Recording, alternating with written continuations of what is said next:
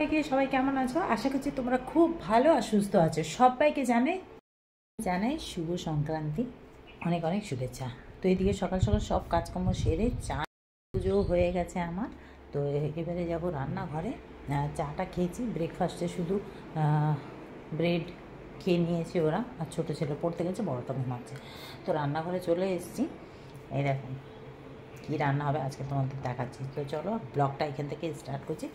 তো তোমরা সঙ্গে থাকো, দেখতে থাকো। আজকে সংক্রান্তি উপলক্ষে কী কী রান্না করব আর আমাদের কী নিয়ম সেটাও তোমাদের সাথে শেয়ার করব। তো চলো তোমরা সঙ্গে থাকো, দেখতে থাকো আজকের ব্লগ। ধরে চলে এসেছি রান্নাঘরে। তো আজকে কার কী নিয়ম জানি না, আমাদের নিয়মে যেরকম পাঁচন খেতে হয়। তো পাঁচন মিন্স সব রকম সবজি দিয়ে, শাক পাতা, ডুমুর, থোড়, কাঁচা আম, তেঁতো সব দিয়ে রান্না করতে হয়। কুমড়ো শাক, লাউ শাক, কলমি শাক সব। আর এখানে একটা শাক ভাজবো, শাকটা গরমে দেখো কালকেই এনেছি কীরকম হয়ে গেছে। আর এঁচোড় করবো, এঁচোড়ও আজকে রান্না করতে হয়। আর টকের ডাল, আজকে প্রথম আম ডাল খাবো, যেহেতু এতদিন আমরা কাঁচা আম খাইনি। তো এই দেখো, তো চলো এই দেখো মটর ডালটা আমি ধুয়ে রেখেছি। আর তো ডালটা বসাবো এবারে। তো যাই হোক, কার কী নিয়ম অবশ্য কমেন্ট করে জানাবে। আর আমাদের যেটা নিয়ম সেটাই তোমাদের সাথে আমি শেয়ার করছি। তো এই রান্না হবে। এখন সব খালি কেটে কুটে গুছিয়ে রেখেছি, সব রকম এখানে জিনিস আছে যেন, অল্প অল্প করে ঝিঙে, লাউ, পেঁপে টেপে সব দিয়ে। তো রান্নার পর আবার তোমাদের সাথে আমার দেখা হচ্ছে। তো চলো রান্নাটা শুরু করে নিয়ে এবারে। ডালটা প্রথমে ডালটা ধুয়েই রেখেছি, আর এখানে তেল দিয়ে দিয়েছি। শাকটা ভাজবো শুকনো লঙ্কা ফোড়ন দিয়ে। আর এদিকে দেখো, চলো ডালটা ধুয়ে রেখেছি, কুকারে জল গরম করতে বসিয়ে দিয়েছি আগে।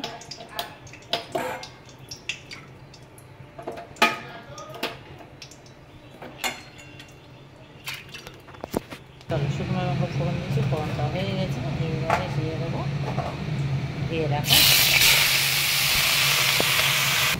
চলো এবারে শাকটা দিয়ে দিলাম, নুন দিয়ে দিচ্ছি। আর এদিকে দেখো ডালটা দিয়ে দিয়েছি, ডালের মধ্যে হলুদও দিয়ে দিয়েছি, নুনটা দিয়ে দিলাম। আর আমটা দিয়ে দেবো। ডালটা সেটা মটর ডাল দিয়ে করছি, আর মুগ ডাল দিয়েও এটা হয়। তো আম দিয়ে দিলাম। এবার আমটা কতটা টক হবে কিছুই জানি না, দিয়ে দিলাম। যাই হোক, এবারে এটা সিদ্ধ করবো, দুটো সিটি। চলো শাকটা মোটামুটি ভাজা হয়ে এসছে, এবারে সিদ্ধ হয়ে গেছে, ঢেকে দিচ্ছিলাম। আর এদিকে আমার ডালটাও মনে হচ্ছে সিদ্ধ হয়ে গেছে, সিটি হয় না তো বোঝা যাচ্ছে না। তো যাই হোক, এটা একটু ভালো করে ভেজে নামিয়ে দেবো, তারপরে এই তরকারিটা বসাবো। ডালটা সিদ্ধ হয়নি, মানে আর একটা সিটি হতো। তো যাই হোক, এখন আমি ফোড়নটা দিয়ে আবার একটা সিটি, শাকটাকে নামিয়ে দিই, তো ডালটা ফোড়ন দিয়ে দেবো। শাকটা হয়ে গেছে। চলো এবার ডালটা ফোড়ন দিয়ে দিই, সর্ষে আর শুকনো লঙ্কা দিয়ে দিলাম। এবার চলো ডালে একটু মিষ্টি দিয়ে দিচ্ছি, আর ফোড়নটা দিয়েই এটা সিটি দিয়ে নেব। মটর ডালটা সিদ্ধ হয়ে যায়, আসলে ওই যে আম দিয়ে ফেলেছি ওই জন্য। তো যাই হোক, আরেকটা সিটি দিলে হয়ে যাবে। তো ফোড়নটা দিয়েছি, এবার ফোড়নটা দিয়ে দিয়েছি, দিয়ে এবারে একটু ভেজে দেবো। আর একটা সিটি দিলেই হয়ে যাবে। ওইদিকে আমি তরকারিটা বসিয়ে নিই। চলো সর্ষে তেল দিয়ে দিলাম। এবারে ফার্স্টে কিচ্ছু দেবো না, এখন ফোড়ন খালি তরকারিটা ভেজে সিদ্ধ করবো আগে। তো এখন কোনো মশলা দিচ্ছি না। তো এই দেখো সব রকম আনাজ দিয়ে দিচ্ছি।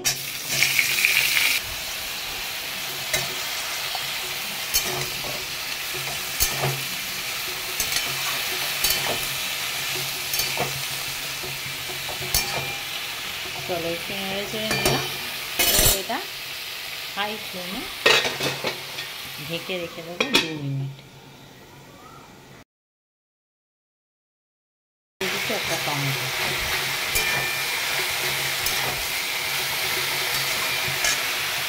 আর দিয়ে দিচ্ছি নুন, হলুদ, জিরের গুঁড়ো, একটু আদা বাটা।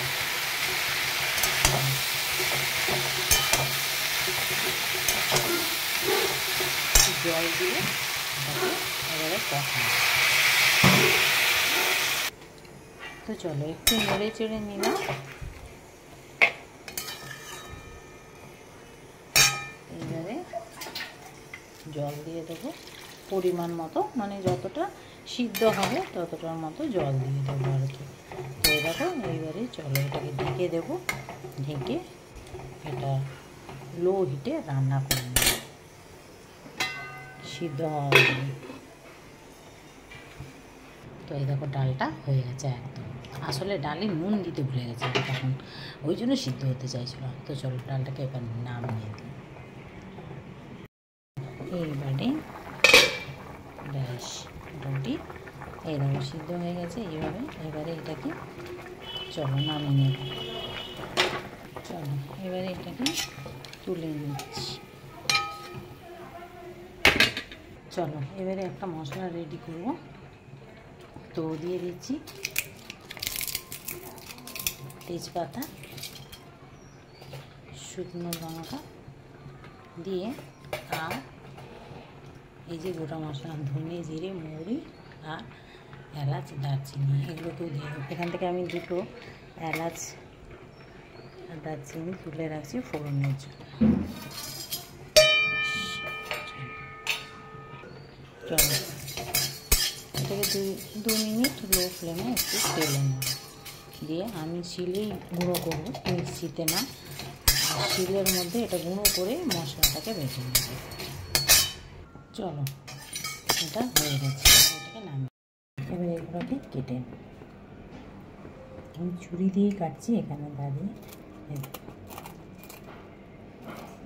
খুব সুন্দরভাবে একদম কেটে যাচ্ছে। একটু গরম আছে, প্রথমে খোসাটাকে ছাড়িয়ে নিতে হবে। আমরা সব ছুরি দিয়ে কাটা অভ্যেস নেই তো, আর গরমটাও আছে একটু। ব্যাস করে টুকরো টুকরো করে নেব আর শিরাটাকে বার করে নেব এইভাবে। এবারে ভেজে নিই। দেখো খোসার সময় এঁচড় সিদ্ধ করলে এঁচড়টা কত ফ্রেশ থাকে, দেখেছো? এটা পুরো সাদা, নাহলে কালো হয়ে যাবে। এবারে আমি এটাকে গুঁড়ো করব। চলো গুঁড়োটা হয়ে গেছে, এবারে এটাকে বেটে নেব। চলো মশলাটা বাটা হয়ে গেছে, এর সাথে আদাটাকেও বেটে নেব। এবার সেটা ভাজা হয়ে গেছে, তুলে নিই। চলো এঁচড়টা ভাজা হয়ে গেছে, এবারে ফোড়নটা দিয়ে দিচ্ছি। এলাচ, জিরে, দারচিনি আর তেজপাতা। তো আলুটা আলাদা করে ভেজে তুলবো না, একেবারেই ভেজে। চলো এবারে দিয়ে দিচ্ছি নুন। নুন দিলে তারপরে ভাজা হয়ে গেলে সিদ্ধ হয়ে যাবে। চলো আলুটা ভাজা হয়ে গেছে, এইভাবে এক করে সব মশলাগুলো অ্যাড করি। প্রথমে দিয়ে দিচ্ছি টমেটো, আর যে মশলাগুলো নিচ্ছি সেটাকে আমি জল দিয়ে ভিজিয়ে দিচ্ছি, সেটা কাঁচাইনি। যাই হোক এই যে এখানে আর এই যে বাটা মশলাটাও দিয়ে দিচ্ছি। কাজু, মগজদানা, উচ্ছে এটা দিতেছিলাম। এবারে তাকে ভালো করে কষাও, ঢেকে ঢেকে হালকা একটু আগে কষিয়ে। চলো এবারে দিই। এরকম পুরো তেল ছেড়ে এসছে, কালারটাও কত সুন্দর এসে গেছে। এইবারে আমি দিয়ে দেবো এঁচড়টা দিয়ে, এঁচড় দেখো গোটা এঁচড় কয়টুকু হয়েছে। এঁচড়টা দিয়ে এবারে এটাকে ভালো করে কষাবো।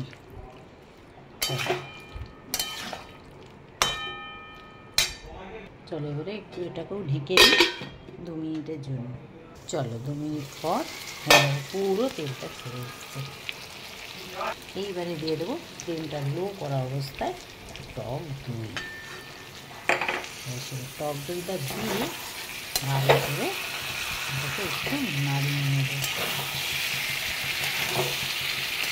এইভাবে একবার এঁচড়ের তরকারিটা রান্না করে দেবো, হেভি টেস্ট হবে, কিন্তু মনেই হবে না যে কী খাচ্ছি, মানে মাংসকে হার মানাবে, খাসির মাংসকে। তো চলো এবারে কষিয়ে নিলাম, বেশি কষাবো না, নাহলে দইটা ছানা কেটে যেতে পারে। চলো এবারে দিয়ে দেবো জল। জলটা ততটাই দেবো জাস্ট খালি সিদ্ধ হওয়ার মতো।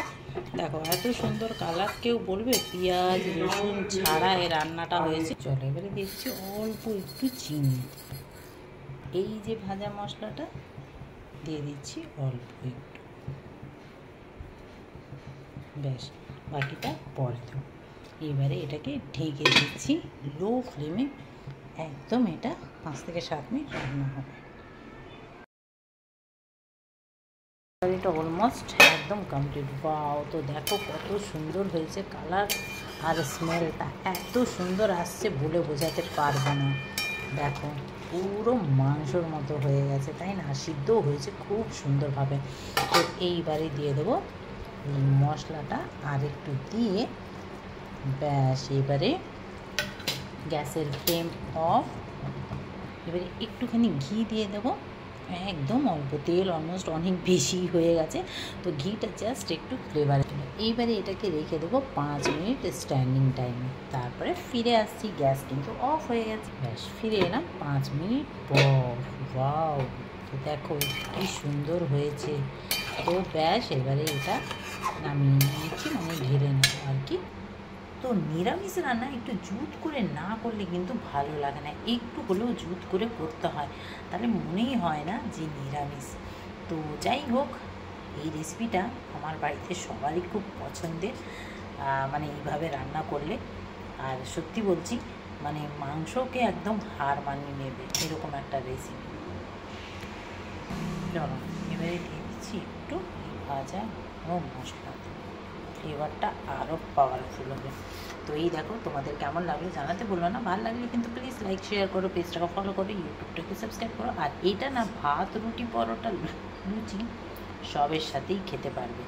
তো চলো আজকের জন্য এই পর্যন্ত। আর এইভাবে একবার রান্না করো, মানে এঁচোড়টা না কেটে, মানে ওই যে ভাপিয়ে তারপরে কেটে খোসা ছাড়িয়ে, তো দেখবে এঁচোড়টা খুব ফ্রেশ থাকে। তো চলো আজকের জন্য এই পর্যন্ত, আবার আসছি খুব তাড়াতাড়ি নেক্সট ভিডিও নিয়ে। সবাই কিন্তু ভালো থেকো, সুস্থ থেকো। তো সংক্রান্তি স্পেশাল রান্নাটা কেমন হয়েছে অবশ্য কমেন্ট করে জানাবে। আজ বানাচ্ছি সংক্রান্তি স্পেশাল গাছপাঠার নিরামিষ রান্না, একদম মাংসকেও হার মানাবে। দেখো দেখতেও কত সুন্দর লাগছে, আর খেতেও কিন্তু দারুণ টেস্টফুল। তো একবার হলেও এইভাবে এই রেসিপিটা বানিয়ে তোমরা দেখো, ভালো লাগবে আর খেতেও দারুণ লাগে। তো চলো দেখবো আজকের রেসিপি। কিন্তু তার আগে বলে দিই, আমার চ্যানেলে যারা নতুন আছো, চ্যানেলকে এখনও যারা সাবস্ক্রাইব করোনি প্লিজ সাবস্ক্রাইব করো, বেল আইকন বাটনটা অবশ্যই প্রেস করো।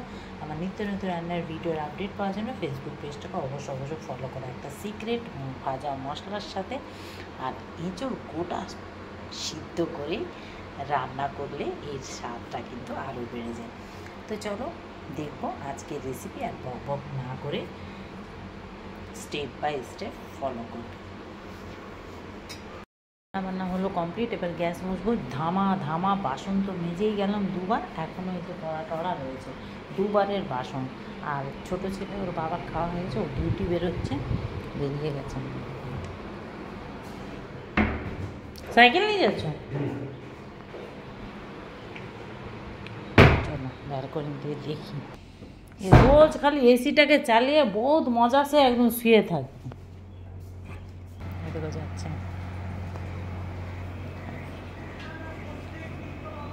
চলে গেল। এই দেখো ঝরাটা বেঁধে রেখেছি, কালকে থেকে এতে জল দিতে হবে। এগুলো যেটা নিয়ম আর কি বৈশাখ মাসে, এগুলো বেঁধে দিয়েছি। আমি বাঁধলাম, বাঁধার সময় আর শেয়ার করতে পারলাম না। চলো এবার আমি আমার কাজগুলো সারি। আজকে আবার আমার 2 বান্ধবী আসবে বিকেলে। কম কাজ যেন শেষ হয় না। এই টমেটোগুলো এনেছিল, ধুয়ে বাইরে রেখেছিলাম, জলটা ঝরে গেছে। এই দেখো এখন তুলছি। আর এইগুলো আগেকার টমেটো, কি মানে কাজ আর শেষ হয় না। আর আমার আবার এইসব একটু বাতি বলতেই পারো তোমরা, তো ধুয়ে ধায়ে না রাখলে আমার আবার মানে ঠিক মনটা পরিষ্কার হয় না। তো যাই হোক, এখন তো অভ্যেস হয়ে গেছে, করার কিছু নেই। তো তরমুজের খোসাটাকে রেখেছি, একটা কিছু জিনিস বানানোর ইচ্ছে আছে, দেখি। এই যে শাঁক আলুগুলো এনেছি, এমনি ঢুকিয়ে দিই। এগুলো আর ঠাকুরকে দেওয়া যাবে না, কারণ ঘরের বাসনে ধোয়া হয়ে গেছে। তো যাই হোক, এগুলো ঢুকিয়ে দিলাম। চলো এবারে, তো ওদিকে দুধটাও বসিয়েছি, দুধটাও ফুটে যাক, সব পরিষ্কার হয়ে গেছে। বাসনগুলোকে এবার তুলব। চলো মোটামুটি কাজ কমপ্লিট। এবার আমি খাইয়ে নেব। দুধটা এখনও ফুটছে না, একদম লো ফ্লেম করে দিচ্ছি। আর ঘরটাকে একটু ঝাড় দিলাম, জানো কি নোংরা নোংরা বালি বালি লাগছে। বাসনগুলোকে একটু গুছিয়ে নিত ভেতরে সব টুকটাক।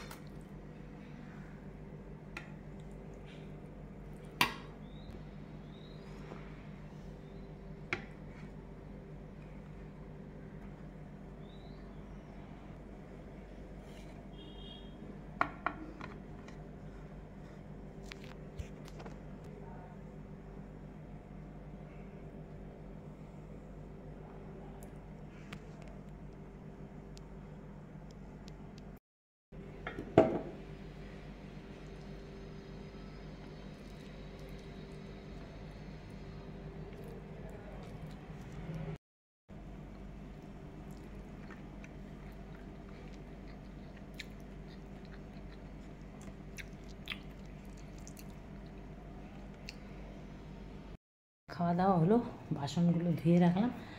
আর এই দেখো, এটা যে কিনেছি কালকে ব্লকে তোমরা দেখেছো, এটাকে এখন ধুয়ে রাখতে হবে, বুঝলি? তো এখন নিচে যাব জলটা আনতে, জল ভরতে ফিল্টারটায় জল দিতে হবে। তো চলো নিচে যাই। তোমরা তো দেখেছো, আগে একবার দেখিয়েছি আমি নিচে জল নিয়ে আসি। ওই রান্না খাওয়ার জল অ্যাকোয়াগার্ড আছে যদিও, তাও এখান থেকে ভরে রাখছি। এরকম জল হচ্ছে, কি মোটা জল পড়ছে দেখেছো? তারপর এখানে কত রকম গাছ লাগছে। এই দুটো তো আমার ওইবার যে এরকম অপরাজিতার গাছ দানা ছড়িয়েছিলাম, কত বড় বড় হয়ে গেছে দেখেছো? এইরকম একটা না দিয়ে, এটা হচ্ছে জামরুল গাছ, আগেও দেখেছি। গাছগুলো আস্তে আস্তে বড় হচ্ছে। এরকম লেবু গাছে দেখো ছোট্ট ছোট্ট লেবু হয়েছে দেখো। আর এরকম এগুলো ধুয়ে এখানে মেলে দিয়েছি, সব বোতল ঢাকা সব মেলে দিয়েছি শুকনো হোক, তারপর মশলা ঢেলে একটু রেডি হয়ে নিলাম। কেমন লাগছে বলো তো? তো চলো দেখো, হেনাটা করেছি, কি সুন্দর কালারটা এসেছে। তো চলো রেডি হয়ে নিলাম। কোথায় যাচ্ছি তোমরা সঙ্গে থাকো, দেখতে পাবো। তো আমাকে কেমন লাগছে সেটা অবশ্য কমেন্ট করে জানাবে। তো চলো চটপট বেরিয়ে পড়ি বান্ধবীদের সাথে। কী হলো? তো হালকা সেজেছি, কেমন লাগছে জানি না। তো চলো বেরোই। কি ভিড়, চড়ক না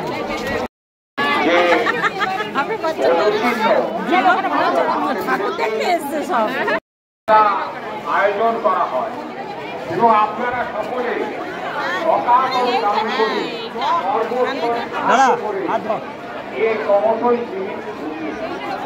আজকে দেখতে পাচ্ছেন আপনাদের দয়ায়, আপনাদের দামে অনুষ্ঠিত হয়। ঠিক তেমনি বাংলা হরিসভা ঘটনাকারী প্রতিদিন রাধা গোবিন্দের মন্দিরে প্রভু রাধা গোবিন্দের পূজা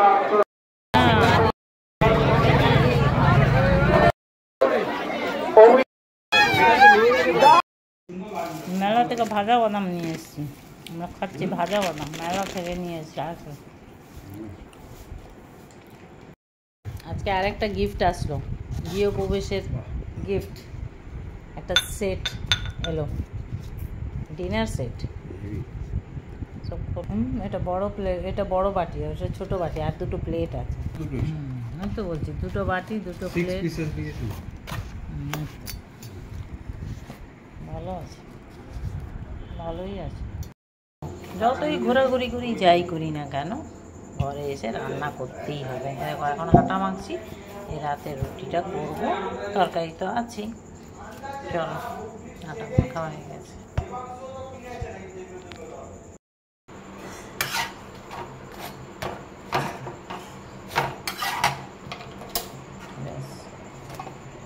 রুটি করলাম, ওরা খেয়ে নিল, আমিও এবার খাবো।